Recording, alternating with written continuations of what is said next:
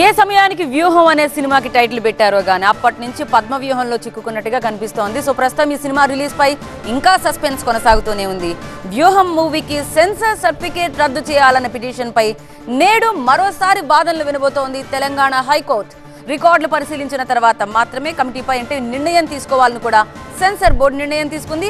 High court తీర్పుపై రాజకీయంగా అయితే ఆసక్తి నెలకొని కనిపిస్తోంది. సో వ్యూహం సినిమాకి ఇచ్చిన సెన్సార్ సర్టిఫికేట్ ను రద్దు చేయాలన్న నారా లోకేష్ పిటిషన్ ను నిన్న కూడా విచారణ జరిపింది తెలంగాణ హైకోర్టు. ఇరు వర్గాల వాదనలు విన్న న్యాయస్థానం విచారణను నేటికి వాయిదా వేసింది. వివాదాస్పద దర్శకుడు రామ్ గోపాల్ వర్మ దర్శకత్వం వహించిన సినిమా వ్యూహం. ఈ సినిమాకు ఇచ్చిన సెన్సార్ సర్టిఫికేట్ రద్దు చేయాలని లోకేష్ తెలంగాణ హైకోర్టులో పిటిషన్ దాఖలు చేశారు. ఈ మధ్య ఓ ఇంటర్వ్యూలో వ్యూహం ట్రైలర్ రిలీజ్ సందర్భంగా ఆర్జీవి తనకు జగన్ అంటే ఇష్టమని, చంద్రబాబు, పవన్ కళ్యాణ్ ఏమాత్రం ఇష్టం లేదన్నారని తన పిటిషన్ లో పేర్కొన్నారు Nara Lokesh. Central board of film certification office, revising committee, Ramadhootha creations నిర్మాత దాసరి కిరణ్, రామ్ గోపాల్ వర్మను పిటిషన్ లో ప్రతివాదులుగా చేరుస్తూ లోకేష్ పిటిషన్ దాఖలు చేశారు. వ్యూహం చిత్రంలో రాజకీయాలకు సంబంధించిన పాత్రలను పెట్టారని, చంద్రబాబు, పవన్ కళ్యాణ్ను కించపరిచేలా సన్నివేశాలు ఉన్నాయని లోకేష్ తరఫు న్యాయవాది వాదనలు వినిపించారు. టీడీపీ, జనసేన, కాంగ్రెస్ నాయకులను డిఫేమ్ చేసేలా ఈ సినిమాను తీశారని, ఏపీ సీఎంకు అనుకూలంగా చిత్రాన్ని రూపొందించారన్నారు.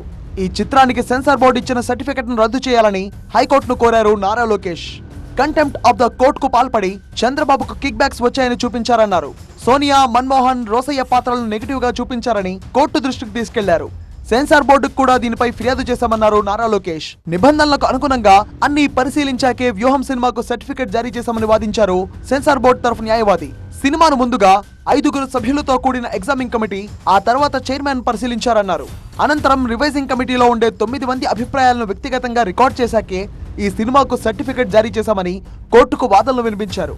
అయితే సీల్డ్ కవర్ లో వ్యూహం రికార్డ్ సమర్పించడాన్ని హైకోర్టు అభ్యంతరం వ్యక్తం చేసింది. తాము సీల్డ్ కవర్ లో రికార్డ్ అడగలేదని స్పష్టం చేసింది. ఇరు వర్గాల వాదనలు విన్న న్యాయస్థానం విచారణను బుధవారానికి వాయిదా వేసింది.